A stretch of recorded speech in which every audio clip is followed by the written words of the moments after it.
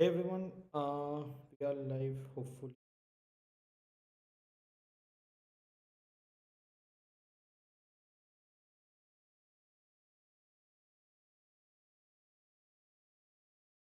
got all three contests ended 8:31. Yes. So hey everyone, we are live. Sorry for being 1 minute late. Um, by the way, yeah, let me know how was the contest. How did you like? Did you like the problems? How many were you able to solve? And these. Let me open my whiteboard as well. So we have our whiteboard here.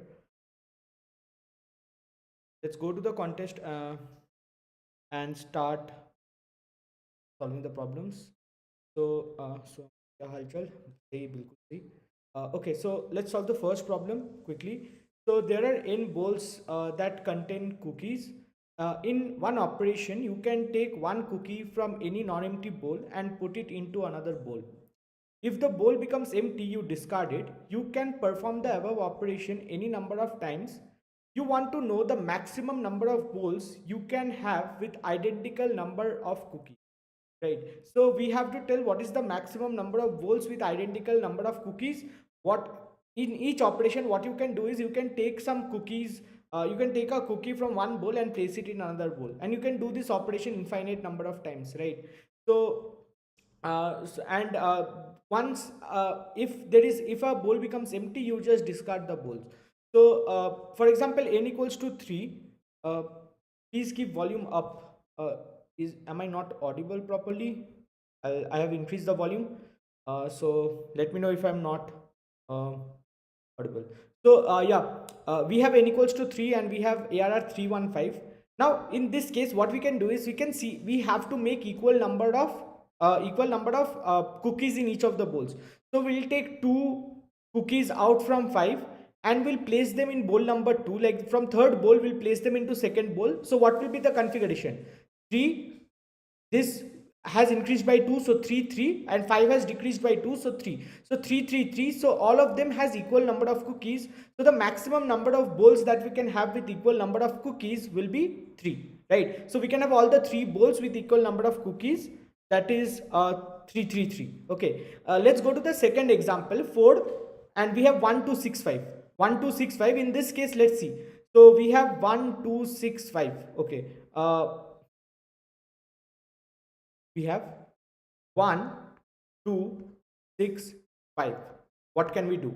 Okay, let's see what we can do. So we can try for, like, we can try for 3 bowls, right? Can 3 bowls have same so basically, how we will know like what is the configuration? Like there is a easy way actually, but let's see what is the configuration that they have decided. So we can take so what it tells is we can take 6 cookies from the third bowl and put them into the first bowl. Now the array becomes 7205. Okay, we discard the third, so 725, and now we'll take, okay, so it tells that, hey, we can do something like this, that instead of 6 cookies you can place one cookie as well. So move one cookie here, so it becomes 0275. Discard 0, so it will become 275. Now 2 move to 5, right? So it will become 7 7. So you can have two bowls with maximum bowls will be 2. You cannot have 3 bowls with equal number of cookies, right? So how do we determine that? See, one thing to note here is the total number of cookies, it never reduces or it never increases, right? The total number of cookies remains the same. So what is the total number of cookies here? The total number of cookies here is 14. 5 plus 6 11, 13 plus 1 14, right? So the total number of cookies is 14. At the end also we have 7 7, which is 14. So the total number of cookies is never changing. What is changing is the number of bowls, n. Let's call it n prime, right? N prime, which is the number of bowls, the final number of bowls, and the number of cookies per bowl, that is x, right? So n prime into x should be equals to total. Why? Because all the bowls will have equal number of cookies. So all the bowls, n prime bowls, 1 2 up to n prime, all the n prime bowls will have equal number of cookies. So each of them, let's say, has x number of cookies, right? So all of them has equal number of cookies, so n prime into x should be equals to total. This brings us to the most important observation, that is what? N prime or x x should be an integer, right? X should be an integer, should be integer. X should be integer because the number of cookies will be integer, right? What is x? Number of cookies per bowl. It has to be integer. You cannot break the cookies. So n prime into x equals to total, and x is an integer. What does that tell us? That tells us that total should be divisible, or total tot should be divisible by n prime. Tot should be divisible by n prime, right? So what we can do, what we have to do, we have to find the maximum possible value of n prime. So what is the possible values of n? N prime can be one of these values, 1 2 3 up to n, because you cannot have more number of bowls to be more than n, right? The number of bowls that you have will be a subset of capital N, total number of bowls. So n prime should be one of them. You want a maximum one, so you have to find the, you will start a loop from the reverse fashion, that is from n you will move the loop down to 1, and you will check what is the first n for which total is divisible by n, and that will be the answer, right? That will be the answer. So what we'll do again, let's quickly try to solve this. So what we'll have to do, first of all, we have to take the sum, right? So long sum equals to what? Accumulate arr dot begin, arr dot end, and initially 0l, right? Okay, so why long again? Because 10 to the power 9 and 10 to the power 5 elements, so 10 to the power 13, 10 to the power 12, right? So long, right? Now for int I equals to n, so I equals to n, I greater than equal to 1, I minus, right?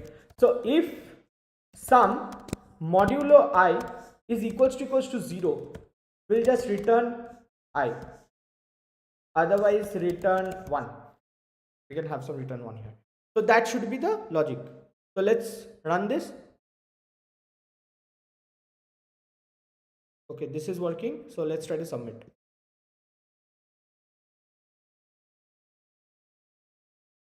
Yes, math. So I'll be coding only in C++, but yeah, like it will be it will be kind of a challenge to you to solve in Java. So definitely, like try solving yourself. I'm giving you the logic. So the important part is not the code, right? Important part is not the code, how to write the code. The important part is understanding the logic. That's what I'm trying to explain, right? Understanding how do we arrive at this thing, that total modulo n should be equals to 0. Understanding that, right? Not how we write the code. The code you can write in any language, right? Java also you can write in 1 minute. So the important part is understanding the logic. So try to write the code yourself.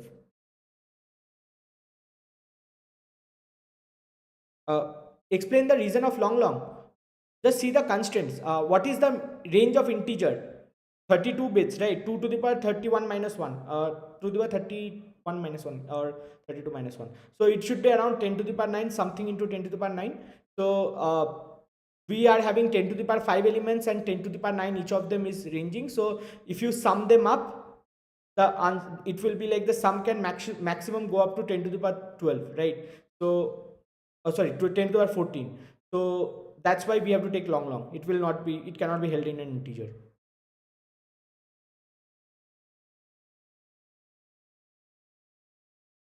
Okay, so let's go to the second problem. The second problem is actually a good problem. So the problem states that, just give me a second.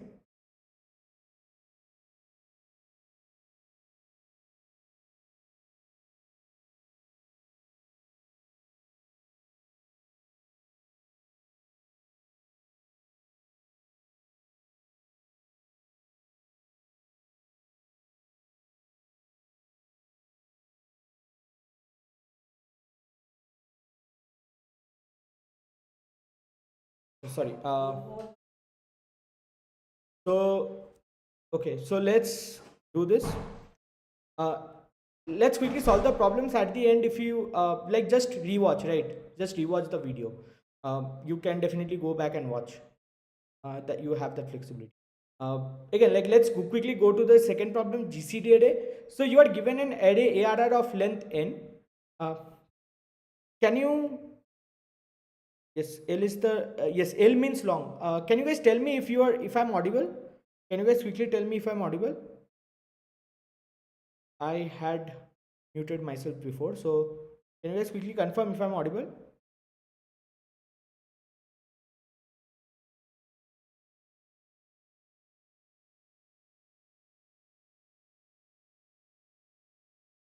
Okay, so zero, yes, zero L means zero in long, right? So when you, generally it's always better, best to have the initial values or be type safe, be type safe whenever you are like writing code. So you can do like this as well, long x equals to zero, long x equals to zero, but that sometimes might cause problem depending on compiler. So it's always better to write zero L, which is zero in long. It basically what it does is it does something like this, long zero, right? It basically does this thing.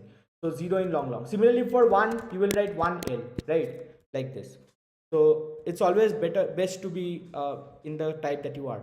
So you are given an array ARR of length n and also a single integer k. Your task is to split the array ARR into k non-overlapping non-empty subarrays. For each of the subarrays, you calculate the sum of the elements in it. You denote this by S1, S2, S3, Sk, where Si denote the sum of elements in the ith subarray from left. So G equals to GCD of S1, S2, S3 up to Sk. You have to find the maximum value that G can obtain, right? So what does it tell? It tells us that we are given a array. We have to break down the array into k subarrays. And G is the so the sum of the subarrays are given by S1, S2, S3, like we have k subarrays, right? So the sum of the ith subarray is given by Si. We have to find the GCD of S1, S2, S3 up to Sk.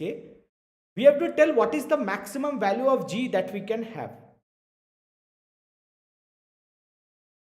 Okay, so what is the maximum value of G that we can have? So n equals to 5, k equals to 4, 6, 7, 5, 27, 3.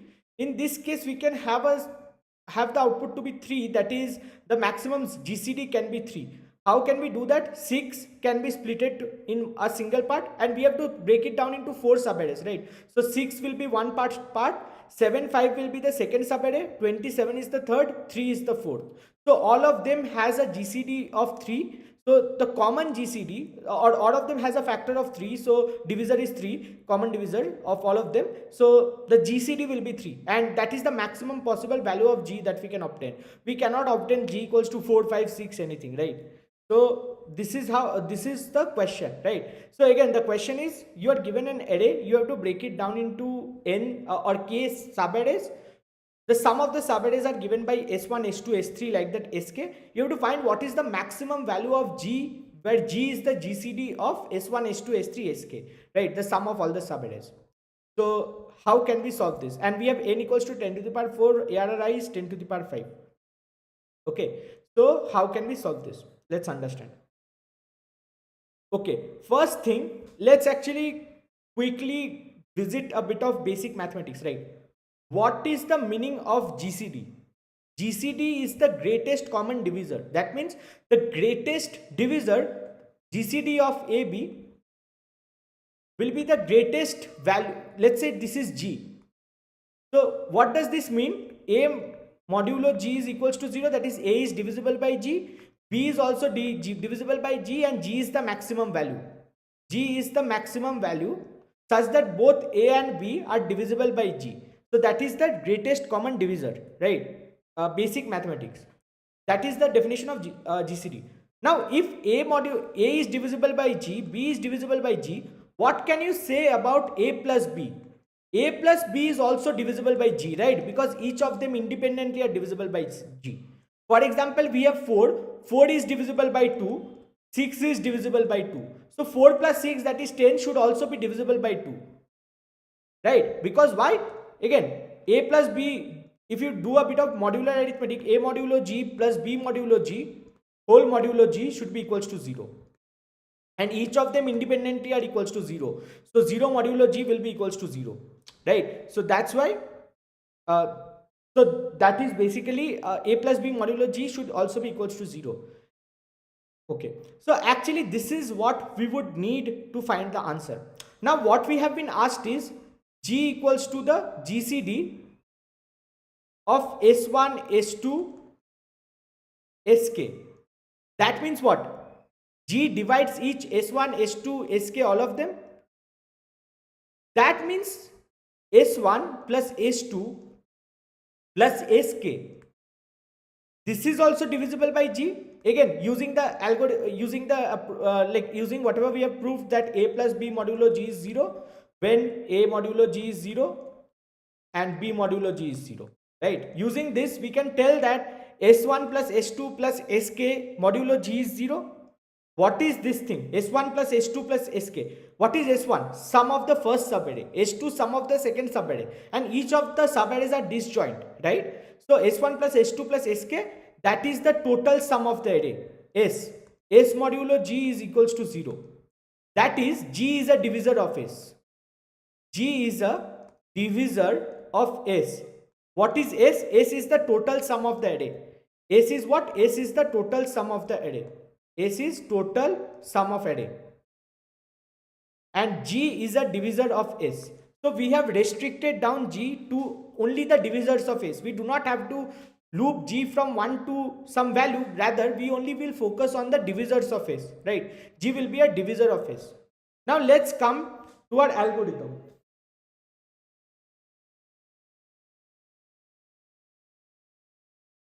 Okay, so let's come to our algorithm. So G, just 1 second.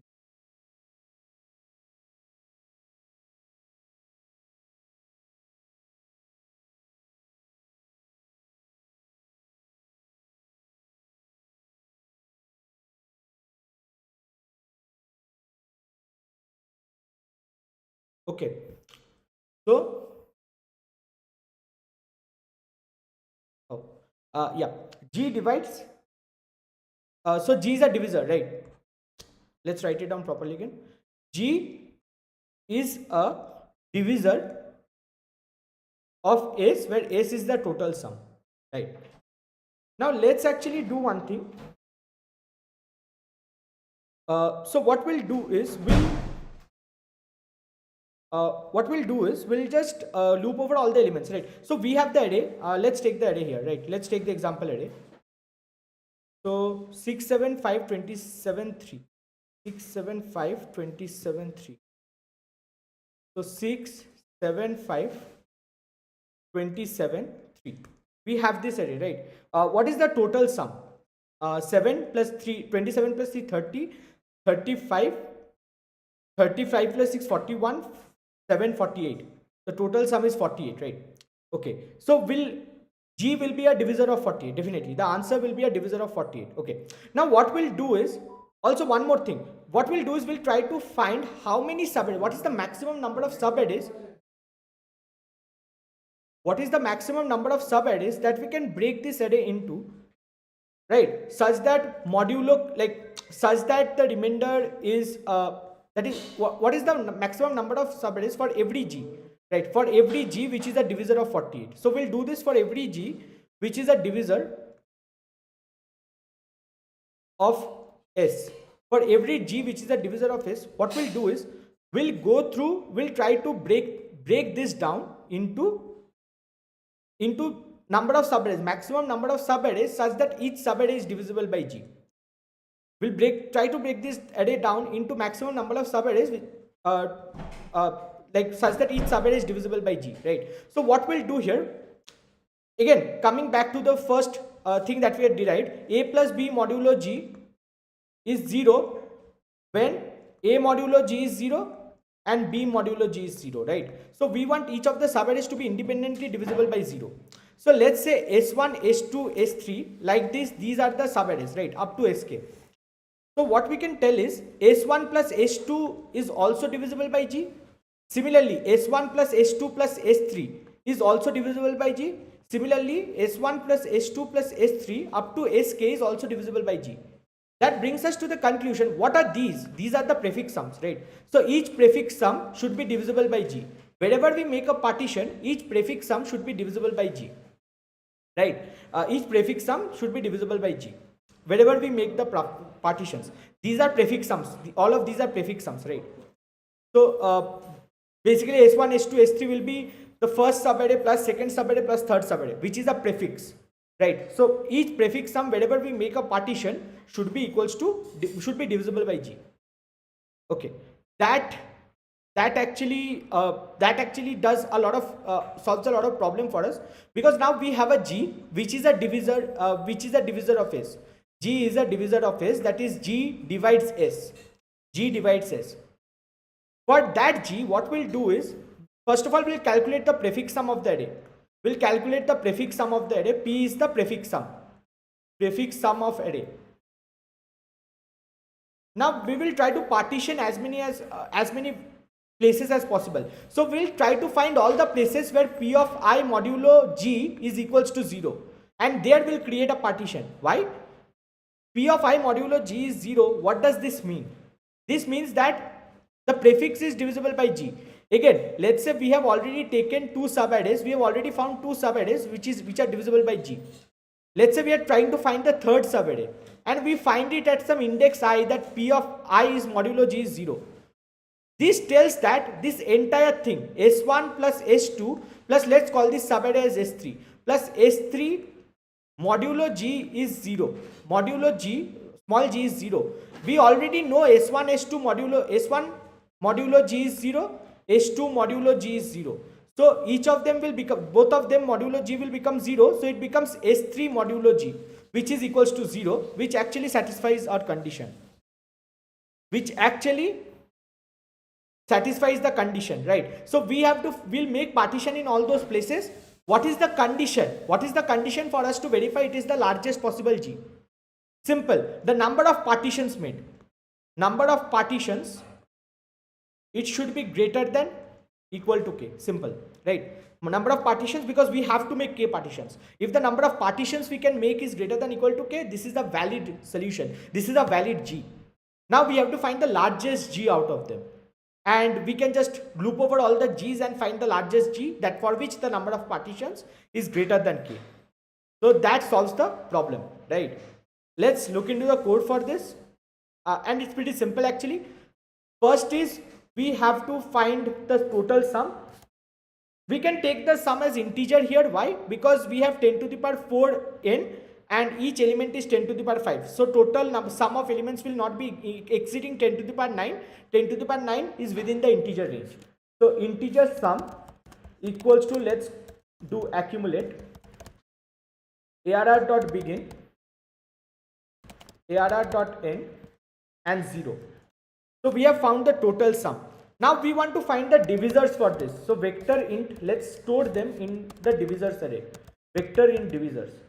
What we'll do is, how do we find the divisor, right? There are multiple ways. You can use sieve of Eratosthenes, but for this we are okay with a square root of n approach. So there is a square root of n approach, which is like you just go over all the integers from 2 to square root of n or 1 to square root of n and see if it is divisible by the number is divisible by that number, right?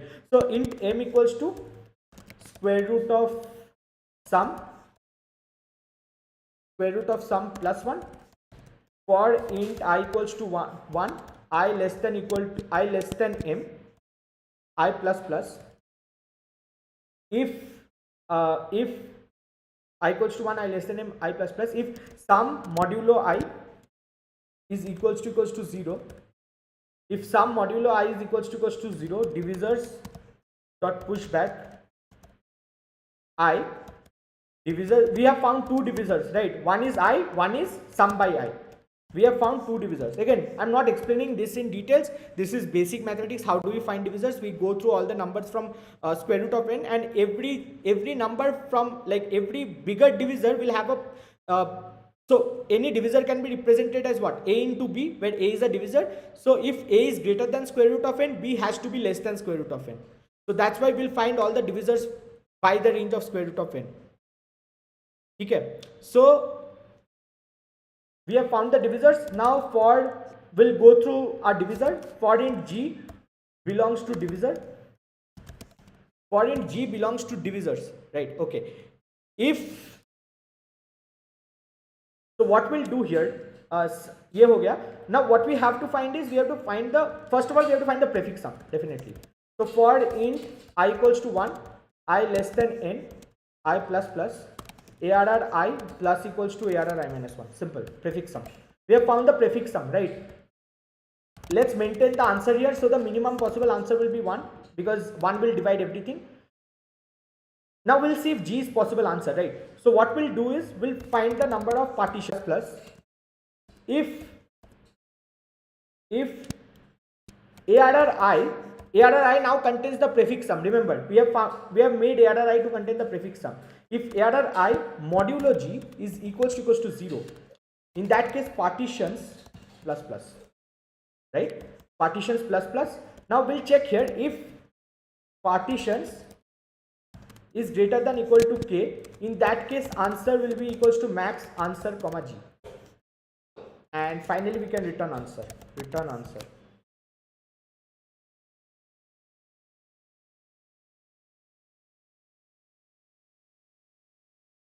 Yes.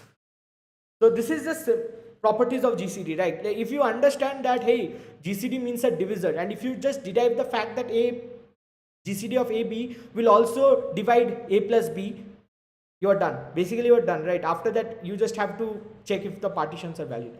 So let's try to run this code. Yes, so it will store the value twice. Only for square root of n. But we do not care about if a value is stored twice, because again we are only doing answer equals to maximum answer comma G. We do not care if a divisor is processed twice. It's fine with us, right? We are using the divisors for processing, so we don't care if it is processed twice. But the only value that might be added twice is the square root of n. So we can add an additional condition here, that if it is square root of n, if I is square root of n, then do not process it again, right? We can, or square root of sum, sorry, do not process it again. We can just add a simple condition, but we do not care about that, so we are not doing that. So this is giving 3, which I think is correct. So let's try to submit this. Okay, so this is also done. So let's quickly move to the last problem. Okay. Cool. So unequal arrays, right? So you are given two arrays A, B of each length n.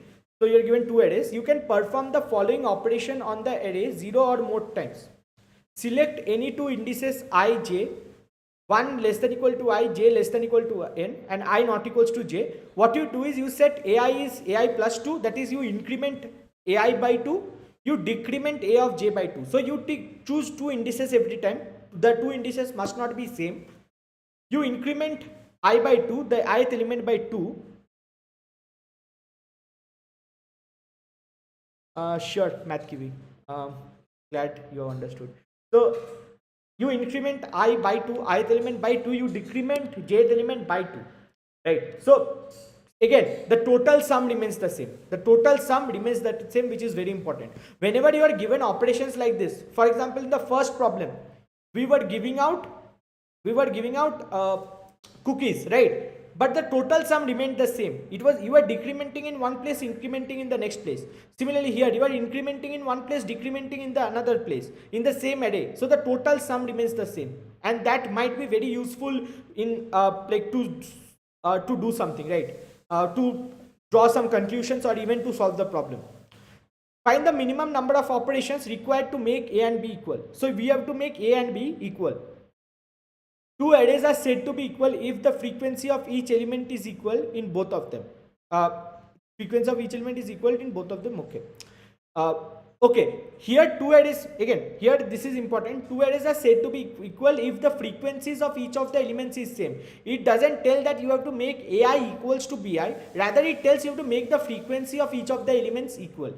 Right. So for example, in this case, if you see 2, 5, 6, 1, 2, 10, in this case, first move, you can choose I equals to 3 and j equals to 2. So in that case, A3 is 6 plus 2, that is 8, and A2 is 5 minus 2, that is 3. Now you select I equals to 3, j equals to 2, a3 is 8 plus 2, that is 10, a2 is 3 minus 2, that is 1. So now a becomes 2 1 10, a becomes 2 1 10, and b is 1 to 10. So if you see, ai is not equals to bi, but the frequency of each of the elements is same. 1 is occurring one time, 2 is occurring one time, 10 is occurring one time. So that's why we tell a and b are equal.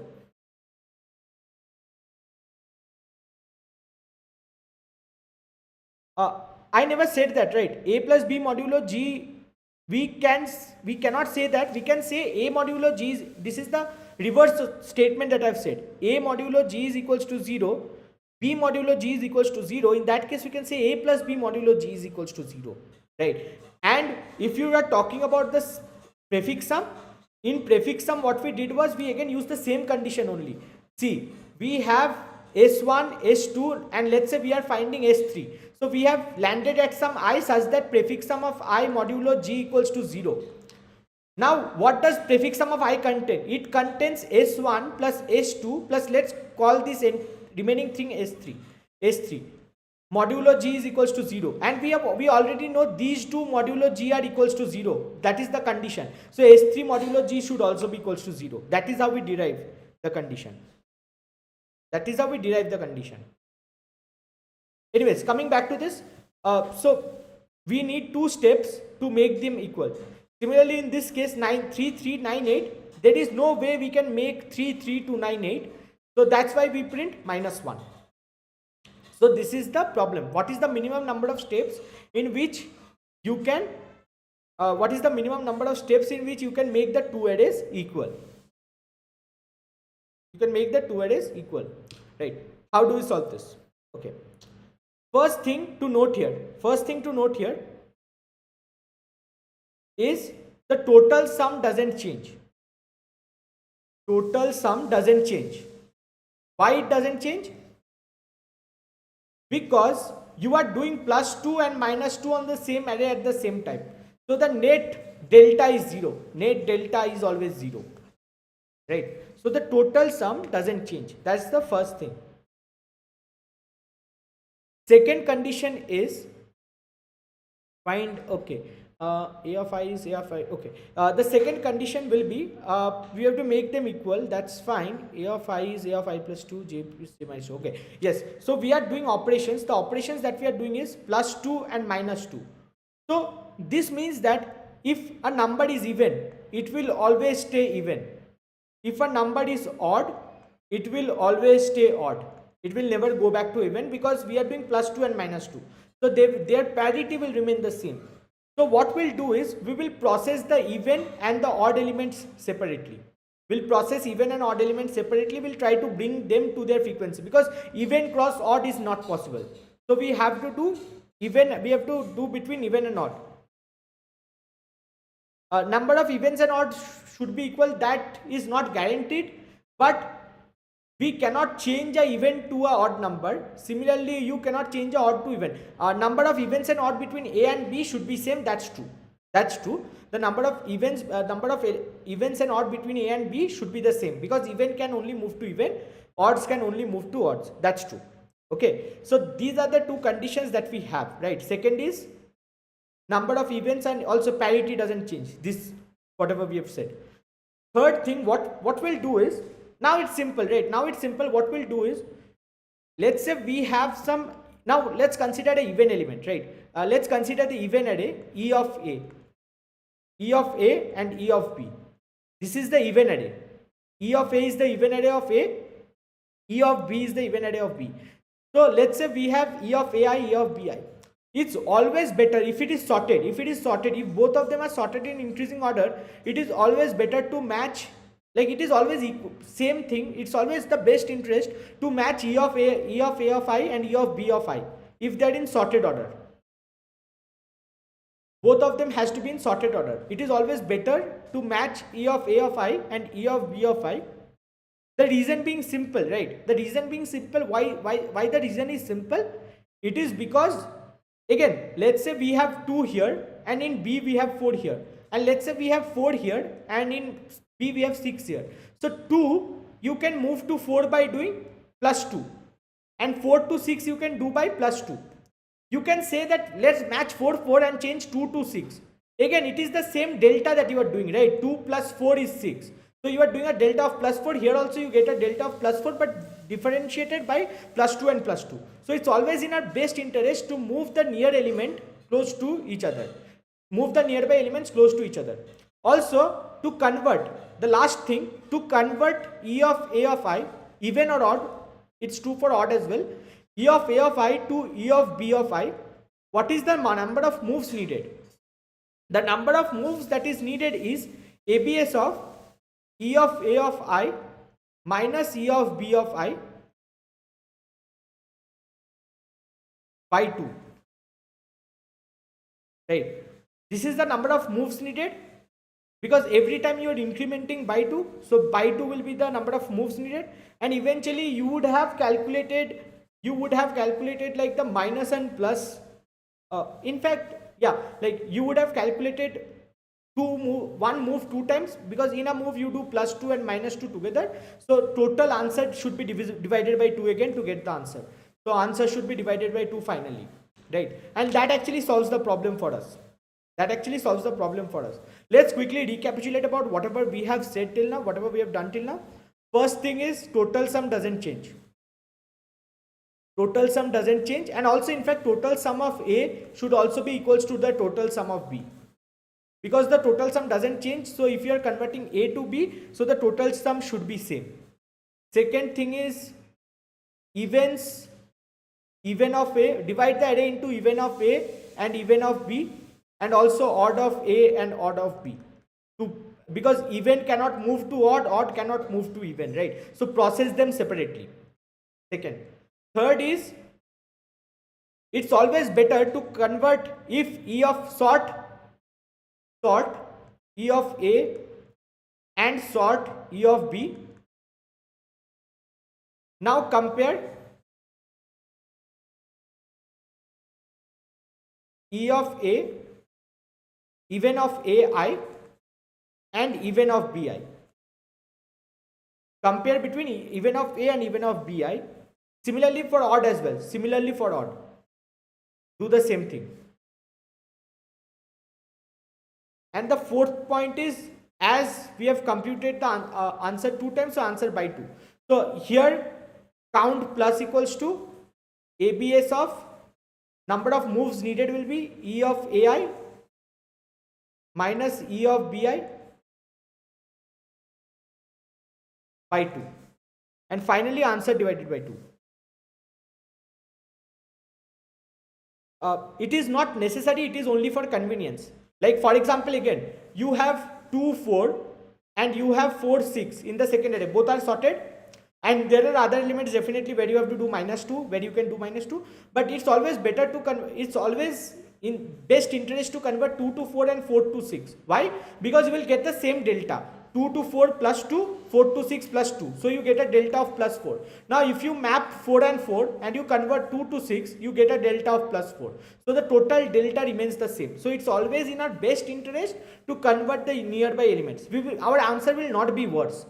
There might be other ways you can convert that will give the answer, but our answer will not be the worse. Okay. So that's the logic. Okay, let's do that. So let's call it vector int final array of A, or FA. Let's call it FA and 2, or even and odd, or odd and even, right? Odd and even. Like 0 will be the odd and 1, and both of them has vectors. Similarly, final array of B. F of B means final array of B of 2. So for and total sums as well, let's compute. So total sum equals to 0. For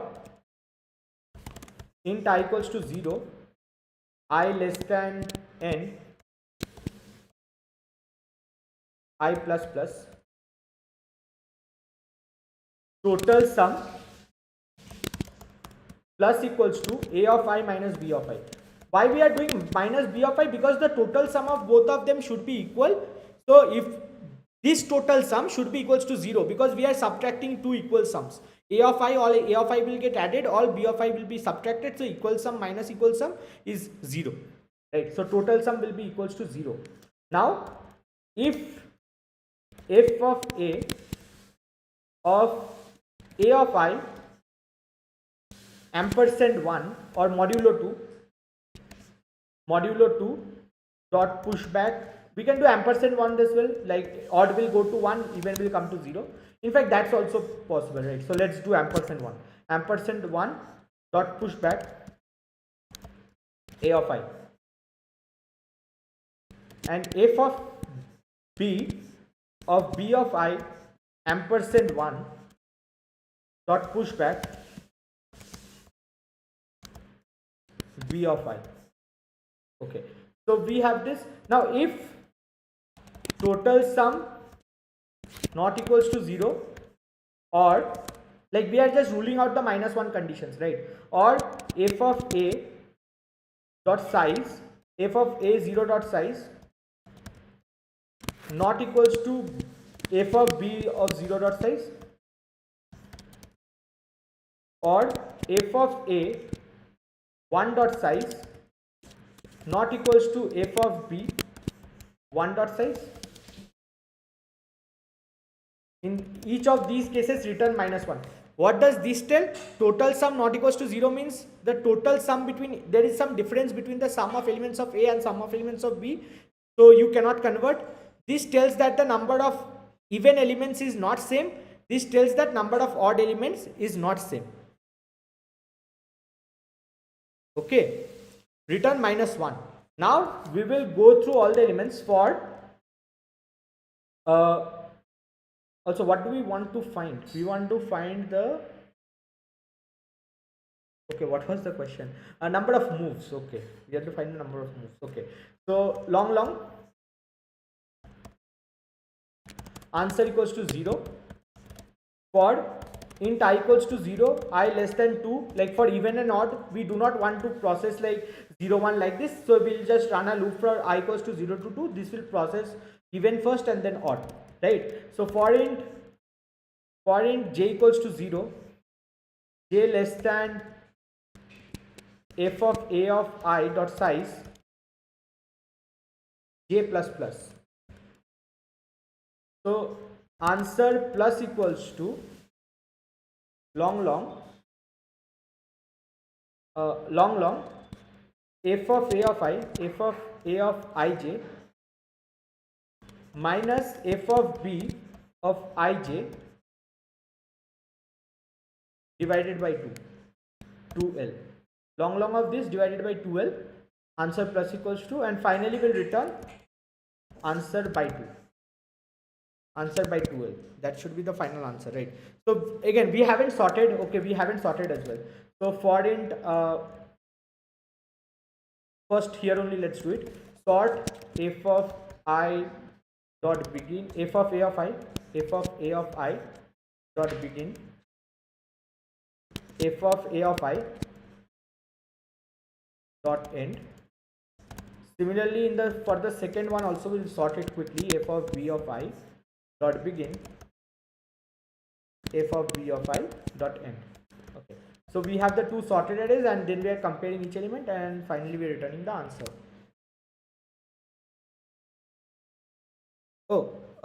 This one is just even and odd, right? So odd elements A of I, if A of I is odd, A of I and 1 will give us 1. If A of I is even, it will give us 0. So f of A of 0 will store the even elements, f of A of 1 will store the odd elements. Let me write it down here as a comment. F of A of 0 will store even elements, f of A of 1 will store odd elements, right? Similarly, B also stores in the same way. So that is what this does. You can do modulo 2 as well. In that case, it will be the reverse. 0 will store odd, even, again, it will be the same, I think. Modulo 2 is 0, yes, and 1, it will be even. F of A of 1, 1 will store the even elements. You are doing mod and ampersand 1, so everything becomes 0, only this will stay 1. Okay, A1 will store the even elements, 0 will store the odd elements. I have told the reverse thing. But yeah, so your output is 0, which should not be the case. Long answer is 0. I equals to 2 sort f of a dot begin f of 2 5 6 1 2 10. 5 has to be changed. Okay, f of a dot begin f of a dot n j f of ij f of b ij by 2.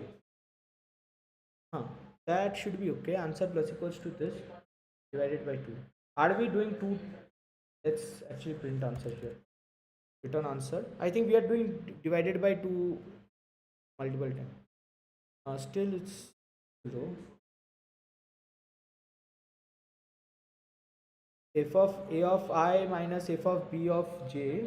I forgot the case of both array sum should be equal. Solved it. Okay. What am I missing? I'm also not able to see that. A of I modulo 1 dot pushback a of I. Okay. B of f of b of I ampersand 1 dot pushback b of I. So this will store the even and the odd elements, and total sum is okay. This should return -1, so this is not satisfied. Answer is 0. I equals to 0, I less than 2, I plus plus. Sort, we are sorting f of a of I dot begin, f of a of I dot end, f of b of I dot begin, f of b of I dot end. So both f are sorted. F of j equals to 0, j less than f of a of I dot size. Let's see if we're even. What am I doing? So C out. Let's print f of a of ij. And let's compile this now. Let's see if it is printing. No worries, Chaitanya. My pleasure. My pleasure. So 265, we are getting 265. So it's actually there 265, and let's see what is f of b of. Oh, okay. Small mistake. We haven't done ABS here. We haven't done ABS here because then minus plus is cancelling out. So that's why. So we have to do ABS here, right? So now we are getting 4, and answer should be answered by 2. So that should be 2. Rather 2L, let's give it 2L so that it doesn't go out of bounds. So this is also solved. Okay. So this is the code. Again, very simple problem. You just had to, not very simple, like you had to reduce it to this thing that hey, we'll compare only even and odd elements, then the total sum is same, so that's one of the conditions, and finally number of even elements, odd elements should be same, and finally the last observation was it's always better to compare like the nearby elements, right? It doesn't make sense to compare like in any other way. There are other ways which will give the same answer, but again, like it's always in our best interest or easier to compare the near elements.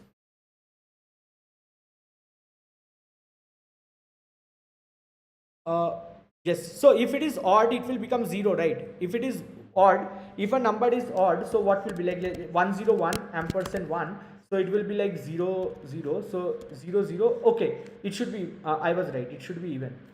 It should be even. Sorry, even and odd. I'm like confusing with Zod. So this should be equals to 0 0 1.